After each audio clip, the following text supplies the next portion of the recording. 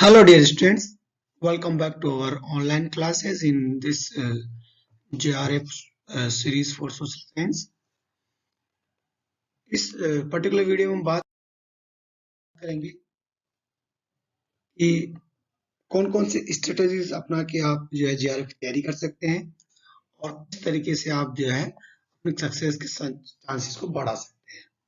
तो इस particular video में बात करेंगे JRF के सिलेबस को, देखेंगे क्या सिलेबस है और किस तरह की स्टडी प्लानिंग हम वो कर सकते हैं, उसके बारे में बात करेंगे। कितना समय चाहिए, जनरली क्वेश्चन होता है स्टूडेंट्स का कि JRF की तैयारी में कितना समय लगता है, कितना घंटे रोजाना पढ़ाई करनी पड़ती है। इंटरेस्टिंग क्वेश्चंस जनरली क्वेरीज होती है स्टूडेंट की, उसको भी हम इसमें देखेंगे और कुछ इंपॉर्टेंट पॉइंट्स की बात हम करेंगे।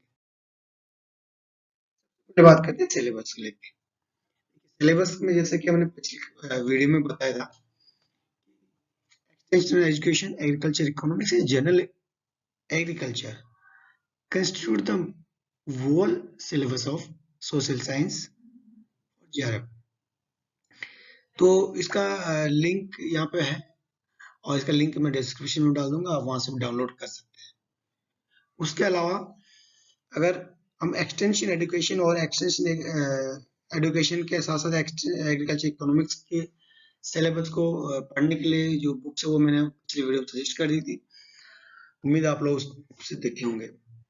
और वो बुक्स जो है वो बहुत ही इंपॉर्टेंट बुक्स है, उससे आप इसके जो JRF में सिलेक्शन के चांसेस है वो काफी हद तक बढ़ा सकते हैं। अब बात करते हैं एक्सटेंशन एजुकेशन और एग्रीकल्चर इकोनॉमिक्स का सिलेबस को जानते हैं। जनरली आपको पूरा जो सोशल साइंस ग्रुप है जिसका कोड 06 है प्रेजेंट टाइम पे, इसका जो पूरा सिलेबस है वो 5 यूनिट्स में कवर किया हुआ है। ठीक है, तो अब इसमें जो है आप देखिए कि इसमें कौन कौन स्टूडेंट जो है एलिजिबल होता है। कि कोई अगर स्टूडेंट एग्रीकल्चर इकोनॉमिक्स में MSc करना चाहता है, डेयरी इकोनॉमिक्स में करना चाहता है, एग्रीकल्चर एक्सटेंशन में, एक्सटेंशन एजुकेशन में और कम्युनिकेशन में, या डेयरी एक्सटेंशन एजुकेशन में अगर वो MSc करना चाहता है तो उसको सोशल साइंस ग्रुप से JRF की तैयारी करनी पड़ेगी। अब देखिए इसमें जो फर्स्ट यूनिट है वो आपका जनरल एग्रीकल्चर है। जनरल एग्रीकल्चर का मतलब उसमें जो आपको जनरल सब्जेक्ट्स है, जिसमें आपका एग्रोनॉमी हो गया, ब्रीडिंग हो गया, टेक्नोलॉजी हो गया, आपका इकोनॉमिक्स, स्टैटिक्स, ये जो सारे सब्जेक्ट मिला के पोर्शन में कॉमन पोर्शन, उसको हम बोलते हैं जनरल एग्रीकल्चर। ठीक है, उसके अलावा एक पोर्शन है जो जिसमें काफी बड़ा पोर्शन है, जो आपको जनरल एग्रीकल्चर की जो दो बुक्स पढ़ेंगे, सत्यान के दोनों वॉल्यूम और मुनिरा सुंडा का बुक पढ़ेंगे, तो मुझे लगता है ये अच्छे से कवर हो जाएगा। उसको 2 से 3 बार अच्छे से रीड आउट कर लीजिए, बुक को समझ लीजिए। उसके बाद में जब इकोनॉमिक्स के पोर्शन की बात करते हैं तो वहां पे 2 यूनिट आपको रहता है। 2 यूनिट में आपके जो है लगभग सारे वो कोर्सेज जो आपने UG के दौरान पढ़े थे सब कवर हो जाता है। उसके बाहर से कुछ भी नहीं आता है। और उसके बाहर से कुछ आता है तो कोई रिसेंट इंपोर्टेंस की जो चीजें हैं, रिसेंट इवेंट्स, जो इकोनॉमिक इवेंट्स है, वो कुछ पूछ ले तो अलग बात है। तो जनरली जो आपको जो इकोनॉमिक्स के लिए जो पढ़ना है, उसमें सबसे पहले तो आप क्या करेंगे कि इकोनॉमिक्स की जो बेसिक थ्योरीज है, बेसिक जो बुक्स है, उसको आप पढ़िए, ताकि जो बेसिक कॉन्सेप्ट है, बेसिक टर्म्स, वो आपको क्लियर होंगे। ठीक है, तो डिमांड वाला जो पोर्शन है, demand law of demand, elasticity of demand, ये जो पोर्शन है, इस ये जो है बहुत बड़ा मतलब आपको पोर्शन जो है एग्जामिनेशन में कवर करता है। तो उसके अलावा फिर आपका जो है मैक्रो इकोनॉमिक्स में जो है मनी बैंकिंग, नेशनल इनकम, ये भी आपको बहुत ही इंपॉर्टेंट है, जिनमें से ज्यादातर क्वेश्चन आते हैं और जिनमें जनरली बच्चे कंफ्यूज हो जाते हैं, इसलिए भी इम्पोर्टेंट है। उसके अलावा अगर हम बात करें तो फिर जो है आपका एग्रीकल्चर मार्केटिंग, जो आपने यूजी में पढ़ा था वही आपको इससे पूछा जाएगा। उसके अलावा अगर बात करते जो सबसे इम्पोर्टेंट एग्रीकल्चर इकोनॉमिक्स में जो मुझे पर्सनली फील होता है, वो है फार्म मैनेजमेंट। फार्म मैनेजमेंट में not only farm management, It also include production economics, resource economics। तो ये जो है इसमें, और इसमें भी इंपॉर्टेंट क्या है, प्रोडक्शन फंक्शन और different production relationships. Production relationship समझ रहे हैं ना, फैक्टर फैक्टर, फैक्टर प्रोडक्ट और प्रोडक्ट प्रोडक्ट रिलेशनशिप, ये बहुत ही इंपॉर्टेंट टॉपिक्स हैं। इसके अलावा जो डिफरेंट लॉज है इकोनॉमिक्स के, जो इकोनॉमिक्स के जो इंपॉर्टेंट लॉ है, वो भी आपके बहुत ही बड़ा क्वेश्चन कवर करते हैं जेआरएफ के एग्जामिनेशन में। वैसे तो सारे ही सिलेबस को आपको अच्छे से कवर करना है, लेकिन मैं केवल वो इम्पोर्टेंट टॉपिक्स बता रहा हूँ आपको जिन पे ज्यादा फोकस करना है, जिनसे ज्यादा क्वेश्चन आते हैं, जिनमें ज्यादा इम्पोर्टेंट है। फिर अगर एग्रीकल्चर फाइनेंस की बात करें, एग्रीकल्चर फाइनेंस में तो क्रेडिट और क्रेडिट क्लासिफिकेशन इम्पोर्टेंट है। उसके बाद में कुछ फाइनेंसिंग एजेंसीज के जैसे आरबीआई, नाबार्ड, वर्ल्ड बैंक, इनका कुछ पूछ लें क्वेश्चंस जो कि इम्पोर्टेंट है। आरआरबी, लीड बैंक स्कीम, ये सब जो है इम्पोर्टेंट है। इसके अलावा जनरली मैं एक चीज बोल देना चाहता हूँ कि जितने भी आप कोर्स पढ़े हैं एग्रीकल्चर इकोनॉमिक्स के यूजी में और एग्रीकल्चर एक्सटेंशन के यूजी में, वो सारे कोर्स अगर आपने अच्छे से पढ़े हैं तो आपका आधा प्रिपरेशन ऑलरेडी हो चुका है। आपको कुछ होने की जरूरत है, कुछ होकर बाकी प्लानिंग करने की जरूरत है।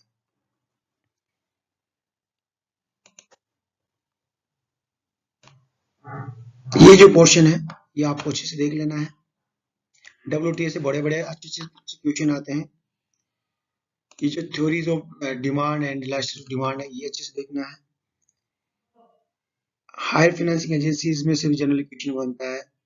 क्रेडिट एनालिसिस, या सो मेनी इंपॉर्टेंट टॉपिक्स। अब देखिए ये एक्सटेंशन एजुकेशन का जो पोर्शन है, ये आपको 2 यूनिट में कवर किया है इन्होंने, और ये आपको लग रहा होगा कि ये बहुत छोटा है, लेकिन माय डियर स्टूडेंट्स, इसको ये छोटा समझने की गलती मत करिए। इसमें इतने सारे स्कीम्स है, इतने सारे प्रोग्राम्स है, इतने सारे डेटा है जो आपको याद करते करते जो है बड़ा तकलीफ जो है महसूस होगी। लेकिन फिर भी ये जो याद करेंगे तो ये आपको एक्सटेंशन एजुकेशन का सब्जेक्ट, मैं पर्सनली ऐसा मानता हूँ, जो आप जेआरएफ के लिए पढ़िए या किसी के लिए पढ़िए, लेकिन ये आपका काम आता है सारे एग्जाम में, चाहे वो जेआरएफ का हो, वो बीएचयू का हो, या विश्व भारती का हो, या फिर वो आपका कई किसी भी प्रकार का एग्जामिनेशन हो, नेट का हो, एसआरएफ का हो, सब में ये आपको कॉमन सिलेबस का पार्ट है एक तरह से। ठीक है, तो इसको देख लीजिएगा। एक्सटेंशन एडमिशन के बारे में बहुत ज्यादा नहीं बताऊंगा, बट मैं कोशिश करूंगा किसी एक्सपर्ट से आपके लिए कुछ इसमें टिप्स लेके आए और किस तरह से पढ़े, किस तरह से सिलेबस को कवर करें।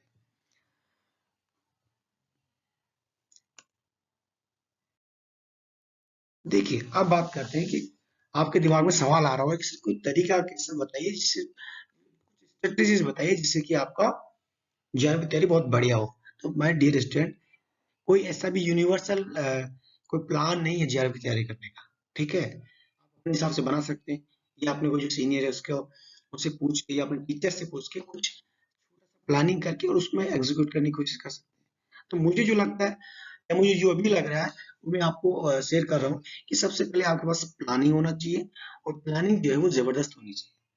प्लानिंग में क्या होता है कि आपका रिटर्न प्लान भी होना चाहिए। ठीक है, कब से स्टार्ट करना है, कब जो है उसको खत्म करना है, कब रिवीजन करना है, कब मॉक टेस्ट देना है, कौन से बुक्स पढ़ना है, कौन सी बुक्स के अलावा हमको कहाँ कहाँ से कोचिंग लेनी, कहाँ कहाँ से हेल्प लेनी है। All things comes under the planning of JRF. ये सब एक बार आप प्लानिंग कर लीजिए, रूटीन लिख लीजिए। ठीक है, उसके बाद में आपको क्या करना है, आपको जो जरूरत का मटेरियल है उसको आप कलेक्शन करिए। बुक्स हो, चाहे स्टडी नोट्स हो, चाहे कुछ कोचिंग की सब्सक्रिप्शन लेना हो आपको, या किसी सीनियर से कांटेक्ट करके उसकी हेल्प लेने का प्लानिंग करना हो, किसी टीचर से टाइम लेना हो, ये सब आप कर लीजिए। ये प्री रिक्विजिट थिंग्स है आपको। बस हो गया आपका प्लानिंग। अब लग जाना है एग्जीक्यूशन में, इम्प्लीमेंटेशन ऑफ प्लान में as per your schedule documents. Planning के हिसाब से उसको लगने में, उसको कंप्लीट करने में लग जाना है, एग्जीक्यूट करना है। एग्जीक्यूट क्या करना है, सिंपल सा है। आपको जो है जो रूटीन बनाई उस हिसाब से कंटिन्यू पढ़ाई पढ़ाई करनी, विदाउट एनी डिस्टर्बेंस, कंसंट्रेशन के साथ, और कंटिन्यू करना है, कंसिस्टेंसी रखना है। ऐसा नहीं कि जोश में आपने 5 दिन जबरदस्त पढ़ाई की, 10-10 घंटे, और बाद में फिर 5 दिन का गैप कर दिया और टेस्ट 1 घंटा 2 घंटा पढ़ाई कर। नहीं, 5 ही घंटा पढ़ाई करिए लेकिन कंटिन्यू नहीं करिए। ठीक है। देखिए जीआरएफ में सक्सेस बहुत सारे फैक्टर्स पे डिपेंड करती है। ऐसा नहीं कि बहुत अच्छे से प्लानिंग कर लिया तो आपका जीआरएफ जो है, जीआरएफ का सक्सेस सो मेनी फैक्टर्स पे डिपेंड करता है कि आप कितने मन में दृढ़ निश्चयी है, कितना आप उसको ओन कर रहे हो, कितना उसको ड्रीम कर रहे हो, वो भी चीज है। बच्चे होते बहुत अच्छी प्लानिंग करते हैं लेकिन वो उसको ड्रीम नहीं कर पाते हैं, उसको जो है वो बहुत अच्छे से ओन नहीं कर पाते हैं, तो वो उसको उतना 100% दे ही नहीं पाते। लेकिन बहुत अच्छे बच्चे हैं जो प्लानिंग बहुत अच्छी भले ही नहीं करे लेकिन उनका डेडिकेशन ऐसा होता है, उनका कंसिस्टेंसी ऐसी होती है कि वो कंटिन्यू रात दिन लग के बुक्स को ऐसे स्टडी करते हैं, रिजल्ट जो है सामने होता है पॉजिटिव। तो आप इसके अलावा जो जीआरएफ का प्रिपरेशन जो डिपेंड करता है वो आपके मेंटल स्टेटस पे भी डिपेंड करता है। मेंटल स्टेटस का मतलब है आप कितने शांत है, कितने डेडिकेटेड है, कितने कंसिस्टेंट है, कितने कंटिन्यू है, प्लस कितना आप रिलैक्स है, कि कितना श्योर है कि हाँ मेरा हो जाएगा। ये बिलीफ जो है ये भी आपको एक इम्पोर्टेंट रोल प्ले करता है। बहुत सारे बच्चों में बहुत अच्छी पढ़ाई करते हैं कॉन्फिडेंस नहीं आता है। क्यों? क्योंकि उनको वो लगता है कि अरे मेरा होगा कि नहीं होगा, मैं तो उस सब्जेक्ट में पढ़ने में कमजोर हूँ, मैं उस पोर्शन में कमजोर हूँ। जो कमजोरी पढ़ने में है उसको आप दूर कर सकते हैं पढ़ के। तो सोचने के बजाय आप पढ़ने पे फोकस करिए और पढ़ाई ऐसे करिए कि आपका टॉपिक जो है जब तक अच्छे क्लियर नहीं हो तब तक आगे मत बढ़िए। चाहे उस टॉपिक को क्लियर करने में आपको सीनियर की हेल्प लेना पड़े, 2 बुक्स पढ़ना पड़े, या फिर गूगल बाबा की हेल्प लेना पड़े, या फिर यूट्यूब दादाजी की हेल्प लेना पड़े, लेकिन जब तक वो टॉपिक अच्छे से क्लियर नहीं हो जाए तब तक आगे मत बढ़िए। This is best way as I think. नहीं आप कैसे सोचते हैं बट मैं ऐसे सोचता हूँ। उसके बाद में जो है और क्या डिपेंड करता है, और डिपेंड करता है कि आप जो है कितना उसको समय दे रहे हैं। देखिए आप कंटिन्यू है लेकिन अगर आप समय सिर्फ 1 घंटा 2 घंटा दे रहे हैं तो मुझे नहीं लगता जीआरएफ की तैयारी हो पाएगी। तो अब जब हम बात करते हैं ड्यूरेशन और स्टडी आवर्स की, तो देखिए ये कोई इसका भी फिक्स फॉर्मूला नहीं है कि भाई उस फलाने ने तो जो है 10 घंटा रोज स्टडी की जब जाके उसका जीआरएफ में रैंक लगा था। मैं ये कहता हूँ बच्चों, ये आपकी कैपेसिटी पे डिपेंड करता है। अगर आपकी कैपेसिटी है 10 आवर्स तो वो बैठिए और पढ़िए। लेकिन अगर आपकी कैपेसिटी सिर्फ 2 घंटे की, इट्स ओके, 2 घंटे बैठिए पढ़िए, 1 घंटा रेस्ट करिए, फिर जाके 2 घंटा बैठिए पढ़िए। तो आपका एटलीस्ट, मैं ऐसा मानता हूँ, अगर आप एवरेज स्टडी आवर की बात करें तो मुझे ऐसा लगता है पर्सनली, अगर 5 से 6 घंटा आदमी अगर 1 साल दे दे तो उसका जीआरएफ में अच्छी रैंक, बहुत ही अच्छी रैंक हो सकता है, उनको आईआरआई मिल जाए,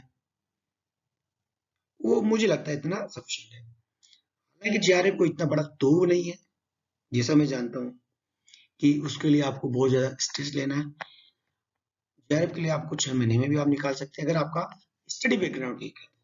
मान लीजिए कोई एवरेज स्टूडेंट है मेरे जैसा है, तो वो उसको 1 साल की तैयारी करना पड़ेगा। लेकिन कोई आप स्मार्ट स्टूडेंट है, ब्रिलियंट स्टूडेंट है, तो वो 6 महीने में भी तैयारी करके निकाल सकता है। और देखिए ये ऐसा कोई फॉर्मूला नहीं है, जैसे मैंने यहाँ पे डिक्लेरेशन दिया है कि भाई डिपेंड करता है ना, प्रिपरेशन ड्यूरेशन और स्टडी आवर, ये स्टूडेंट की एबिलिटी पे डिपेंड करता है, उसकी जो बैकग्राउंड है उस पर डिपेंड करता है, उसका सिटिंग पावर पे डिपेंड करता है, एबिलिटी टू ग्रेप, पकड़ने की जो कैच करने की क्षमता उस पर डिपेंड करता है। नर्वस होने या परेशान होने की बिल्कुल चिंता नहीं है, सबका जो है सॉल्यूशन हो जाता है जब आदमी सोचता है। अब यहाँ पे एक मैं आपको लास्ट में प्रो टिप दूंगा, वो जो है जीआरएफ आपका निकल सकता है बहुत ही कम मेहनत में। बताऊंगा, लास्ट में बताऊंगा भैया, पहले कुछ इंपॉर्टेंट टिप्स डाल लेते हैं, उस टिप्स के बाद में जो है मैं बताऊंगा आपको प्रो टिप क्या है। भाई जैसे जो पॉइंट का ध्यान रखना है, सबसे पहले तो ध्यान रखना है आपको कि भाई उसी सब्जेक्ट से आपको तैयारी करनी चाहिए जिस सब्जेक्ट में आपका बहुत बढ़िया इंटरेस्ट। तो जिस सब्जेक्ट को पढ़ने में आपको मजा आता हो। अगर इंटरेस्ट ले लिया कि भाई सब्जेक्ट में नंबर ऑफ सीट ज्यादा है, उसमें आप तैयारी करते हैं, इंटरेस्ट नहीं ना, तो पक्का आप कितने ही उसमें 100 सीट ले हो तब भी आपका सिलेक्शन नहीं होना है, क्योंकि आपको इंटरेस्ट ही नहीं है तो आप कितना पढ़ लेंगे। उसके बाद में जो है, इसे जब आप अगर एक सोशल साइंस में आपका इंटरेस्ट है तो आप सोशल साइंस में ही तैयारी करिए, तब आप चाहे सोशल साइंस में 1 सीट आए 2 सीट आए। अगर आपका इंटरेस्ट कोई सोशल साइंस में है, हॉर्टिकल्चर में है, एग्रोनॉमी में है, स्टेट में है, मैथ में है, तो उससे तैयारी करिए फिर। तो ये पहला पॉइंट हुआ। दूसरा पॉइंट क्या है कि make a master plan including sub plan for success in the JRF. देखिए, मैंने आपको बोला था कि बढ़िया से प्लानिंग करिए। प्लानिंग का मतलब एक मास्टर प्लान बनाइए, इसमें आपको 1 साल का जो ड्यूरेशन रखा आपने, प्लानिंग कर लिया कितने बजे घंटे रोज को पढ़ना है, कैसे पढ़ना है, और कब टेस्ट देना, कब नहीं देना। उसके अलावा फिर छोटे छोटे प्लान बनाइए आप। 1 महीने का प्लान, 1 महीने में मुझे एक्सटेंशन का पोर्शन जो है कंप्लीट करना है, फिर अगले महीने मुझे जो है एग्रीकल्चर इकोनॉमिक्स का पोर्शन कंप्लीट करना है, फिर मुझे जो है जनरल एग्रीकल्चर का पोर्शन कवर करना है, और फिर मुझे जो टेस्ट, मॉक टेस्ट जो देना है, क्वेश्चन सोल्व करना है। कब मुझे तो ये एक तरीका है कि आप एक बड़ा प्लान बनाइए और फिर छोटे छोटे मंथली प्लान बना सकते हैं, क्वार्टरली बना सकते हैं, फोर्टनाइटली बना सकते हैं, वीकली प्लान भी आप बना सकते हैं। छोटे छोटे मिला के आपके जो मास्टर प्लान है उसको सक्सेसफुल बनाते हैं। और दूसरा मैंने बोला कि कम से कम 1 साल पहले तो आप जेआरएफ की तैयारी स्टार्ट करना शुरू कर दीजिए। इतना जनरली समय लग जाता है, क्योंकि आजकल कंपटीशन बहुत ज्यादा हुआ है। क्योंकि भाई देखिए, पैसा अच्छा खासा मिलता है आजकल, जेआरएफ होल्डर को मिलता है, जो नॉन जेआरएफ होता है जिसको भी क्या बोलते हो आप लोग उसको भी पैसा मिलता है गवर्नमेंट की। तो जब पैसा मिलता है तो स्टूडेंट लाइफ में क्या चाहिए, मतलब मास्टर डिग्री हायर एजुकेशन ले रहे हो आप, ऊपर से गवर्नमेंट आपको पैसा दे रही है, तो उस पैसे से आप अपना पॉकेट मनी को बढ़ा सकते हैं और थोड़ा लाइफ को ज्यादा एंजॉय कर सकते हैं, along with study in premium institutes. बड़े इंस्टीट्यूट में पढ़ने के साथ साथ बढ़िया जिंदगी आप काट सकते हैं, वहाँ पे काट कह सकते हैं, जी सकते हैं।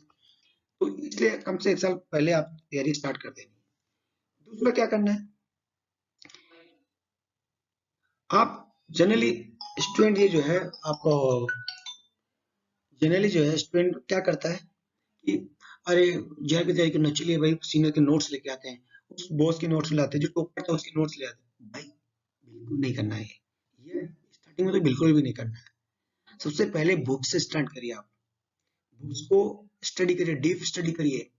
उसके बाद में साथ साथ चाहे तो टॉपिक वाइज अपने खुद के और नोट्स क्रिएट करिए। पीडीएफ मटेरियल वगैरह के चक्कर में मत पड़िए, शॉर्ट नोट के चक्कर में मत पड़िए। शॉर्ट नोट्स तो लास्ट के 2-5-10 दिन पहले काम आएंगे, जो भी खुद के बनाए हुए, दूसरों के नहीं। मैं इसको प्रेफर नहीं करता हूँ, ना मैं सलाह सलाह देता हूँ। दूसरा क्या है कि देखिए, अगर आप सोशल साइंस से तैयारी कर रहे हैं या किसी सब्जेक्ट से तैयारी कर रहे हैं, तो सबसे पहले मैं जो सजेस्ट करूंगा आपको कि उस कोर सब्जेक्ट का कुछ बेसिक बुक्स को रीड कर लीजिए। जैसे सोशल साइंस तैयारी करने से पहले या तैयारी करते वक्त कुछ इकोनॉमिक्स, जो प्योर इकोनॉमिक्स है, उसकी कुछ बुक्स पढ़ लीजिए। जैसे के डेविड का है, चॉम सीरीज की कुछ बुक्स है, माइक्रो और मैक्रो इकोनॉमिक्स की, जो कि बहुत बढ़िया है। उसमें छोटे छोटे कॉन्सेप्ट को बड़े एग्जाम्पल से सोल्ड क्वेश्चन आंसर उसमें दिया हुआ है। तो बहुत ही अच्छे से उसने डिजाइन किया। चॉम सीरीज आपको ऑनलाइन मिल सकता है और उसको आप खरीद के पढ़ सकते हैं। तो बेसिक बुक्स पढ़ने का फायदा क्या होता है कि जो बेसिक कॉन्सेप्ट है, देखिए एग्रीकल्चर इकोनॉमिक्स आप पढ़ोगे डायरेक्ट तो उसमें क्या है कि कहीं ना कहीं वो जो इकोनॉमिक फ्लेवर है वो आपको मिल नहीं पाता है, और जब वो नहीं मिल पाता तब फिर आपको वो मजा और वो सक्सेस का जो है नहीं मिल पाएगा। और सबसे इम्पोर्टेंट एक चीज और भी मैं बताना चाहूंगा कि कोई भी सब्जेक्ट की तैयारी करिए, उसके जो बेसिक टर्म्स है, कॉन्सेप्ट तो आपको आना ही चाहिए। क्यों? क्योंकि एग्जाम में तो मल्टीपल चॉइस क्वेश्चन होते हैं, कभी कभी फिल इन द ब्लैंक्स होते हैं, तो उसमें तो बेसिक टर्म्स या कॉन्सेप्ट ही जनरली आते हैं, तो वो स्कोरिंग करने में जो है आपको मदद करते हैं। इसके लिए क्या करना पड़ेगा आपको कि कोई अगर टर्मोलॉजी का बुक जैसे एग्रीकल्चर इकोनॉमिक्स का टर्मोलॉजी का बुक्स मिल जाए तो आप पढ़ सकते हैं, नहीं तो खुद का टर्मोलॉजी बेस आप बना सकते हैं, या गूगल से आप सर्च कर सकते हैं टॉपिक वाइज टर्मोलॉजी, बहुत सारे तरीके हैं।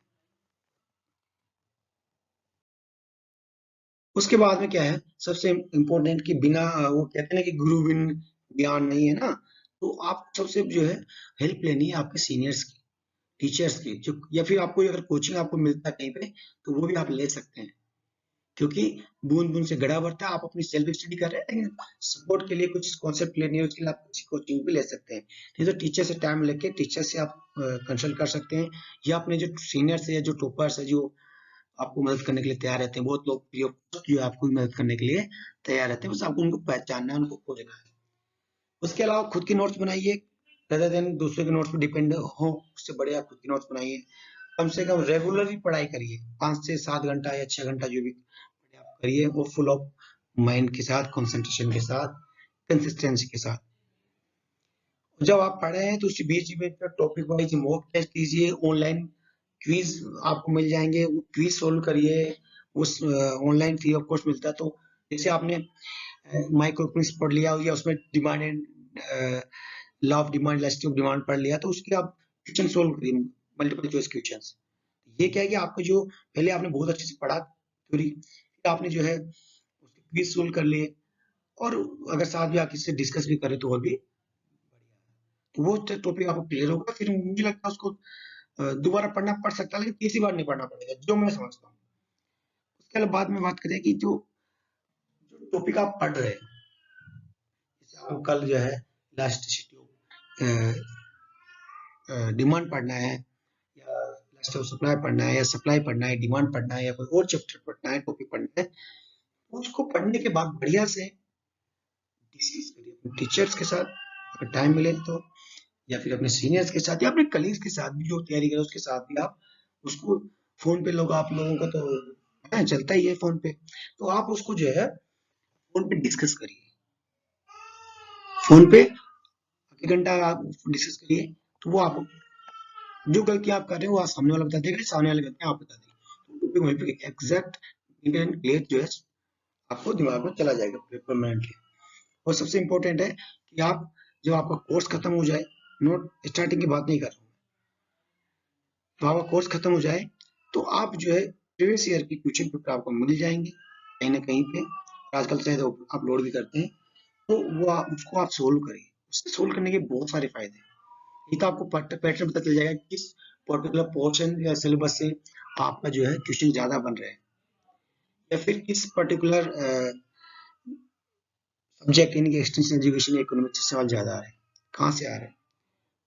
उससे ये भी आपको पता चल जाता है कि किस टॉपिक से क्वेश्चन पूछा जा रहा है, तो किस तरह का क्वेश्चन पूछा जा रहा है, किस नेचर का क्वेश्चन पूछा जा रहा है, और आपको कॉन्फिडेंस डेफिनेटली आता ही है प्रीवियस ईयर के क्वेश्चन पेपर सोल्व करने से। आपको बैकग्राउंड में म्यूजिक से आवाज सुनाई दे रहा होगा, इसके लिए फिक्र मत करिए, ये बच्चा पार्टी चिल्ड पार्टी ऐसा चलता रहता है बिना किसी ठोस रीजन के है। हाँ, तो अभी जो है मैं आपको एक प्रो टिप देने वाला था, क्यों जो है कम मेहनत में ज्यादा तैयारी हो सकती है। गाइस, आप एक काम करिएगा, आप कोई जो आईएएस की तैयारी कर रहे हैं, या जो पीसीएस की तैयारी कर रहे हैं, या आईईएस की तैयारी कर रहे हैं, इंडियन इकोनॉमिक सर्विस की तैयारी कर रहे हैं, उनको जाके देखिएगा या उनसे इंटरव्यू करिएगा या उनसे बात करिएगा कि वो लोग कितना मेहनत करते हैं और कितना बुक पढ़ते हैं और कितने साल तक वो तैयारी करते हैं, और उनसे कंपेयर करके आप पाएंगे आप जेआरएफ के लिए जो है नथिंग दे रहे हैं, कुछ भी मेहनत नहीं दे रहे हैं, कुछ भी समय नहीं दे रहे हैं, और कुछ भी जो है बुक्स आपको ज्यादा नहीं पढ़नी पड़ रही है। मुझे लगता है कि अगर कोई आईएएस की तैयारी करता होगा तो उसको पहली बात तो सारे सब्जेक्ट पढ़ने पड़ते हैं सारे सब्जेक्ट, एग्रीकल्चर, जनरल साइंस, जो मैथ, रीजनिंग, पता नहीं कितने सब्जेक्ट का, मतलब 15 20 25 सब्जेक्ट तो पढ़ने पड़ते हैं, उसके अलग अलग टॉपिक के कोर्सेज होंगे, वो तो अलग है। तो आप देखिए, सिर्फ आपको एग्रीकल्चर पढ़ना पड़ता है, एग्रीकल्चर में सिर्फ एग्रीकल्चर, सोशल साइंस आपको पढ़ना पड़ता है, सोशल साइंस में भी आपको सिर्फ एक्सटेंशन एजुकेशन और agriculture economics along with general agriculture पढ़ना पड़ रहा है। तो आप उसकी कंपेयर में देखिए, आपको बिना बहुत ज्यादा मेहनत किए हुए आपको जीआरएफ जैसा बड़ा नामी एग्जामिनेशन आप कंप्लीट करने का मौका मिल रहा है और लाइफ को सेट करने का मौका मिल रहा है। मुश्किल से मैक्सिमम कहीं तो 10 बुक आपको पढ़ना पड़ेगा मैक्सिमम। उसके बाद 10 बुक को पढ़ने के बाद जो कॉन्फिडेंस आएगा, जीआरएफ निकलना नहीं, जो कॉन्फिडेंस आएगा आपको, वो आपको और भी आगे लेके जाएगा, और भी ज्यादा सेटिस्फेक्शन देगा। वो लोग दिन के 15-15 घंटे, बहुत सारे लोग 20-20 घंटे पे पढ़ाई करते हैं, जब जाके उनका एक एक नहीं, दो दो तीन तीन साल बाद में आईएएस का एग्जाम क्वालिफाई होता है, बनते हैं। नहीं हो तो नहीं हो। और आप क्या पढ़ना, मैक्सिमम 5 से 6 घंटा रोज पढ़ना है और 1 साल तक पढ़ना है, और मैक्सिमम 10 बुक पढ़ना। तो हुआ ना काम की बात, हुआ ना सस्ते वाला सौदा की कम मेहनत में आप। और फायदा कितना है, जीआरएफ से आप बड़े अच्छा खासा पैसा मिलेगा, पॉकेट मनी का मजा हो जाएगा कि पेरेंट्स पे ज्यादा डिपेंड नहीं होना पड़ेगा। दूसरा, जिन पेरेंट्स का इकोनॉमिक कंडीशन अच्छा नहीं है उनके लिए आप सपोर्ट का काम कर रहे हैं। और प्लस आपको जीआरएफ से फेलोशिप से पढ़ने का मौका मिल रहा है, जो आपका एक बायोडेटा में ऐड होता है। दूसरा कि आपको जो है फेलोशिप मिलेगा ही, साथ में सबसे बड़ी जो इम्पोर्टेंट चीज है कि प्रीमियम इंस्टीट्यूट्स में पढ़ने का मौका मिल रहा है, जो बहुत कम लोगों को और नसीब वालों को मिलता है। यार आप निकालते हो तो बढ़िया टॉप इंस्टीट्यूट से होते हैं, उसमें पढ़ने का मौका मिलता है। सब्जेक्ट से निकालो, वो आईआरआई हो न्यू दिल्ली, चाहे वो पंत नगर हो, चाहे वो बेंगलोर वाला हो, चाहे वो आपका बीएचयू हो, है, फिर चाहे आपका ये अलीगढ़ मुस्लिम यूनिवर्सिटी हो, फिर विश्व भारती हो, कोई सा भी हो, सब प्रीमियम इंस्टीट्यूट से। यहाँ पढ़ने वाले बहुत कम लोग हैं। ठीक है, तो ये जो है बहुत ही इंपॉर्टेंट चीज है, जिसको समझ गए तो ये समझ लीजिए आपका जेआरएफ निकल जाएगा। और hope for best. Thank you for being with me, thank you for watching. अगर आपको वीडियो पसंद आए तो अपने दोस्तों के साथ जो तैयारी कर रहे हैं उनके साथ शेयर करिए, जो बडिंग कैंडिडेट्स हैं जो आने वाले समय में तैयारी करें उनके साथ शेयर करिए। और कोई भी सवाल बनता है, क्वेश्चन बनता है, तो कमेंट बॉक्स में लिखिए, will try to solve. Otherwise आप मेरे से कांटेक्ट भी कर सकते हैं। Thank you guys.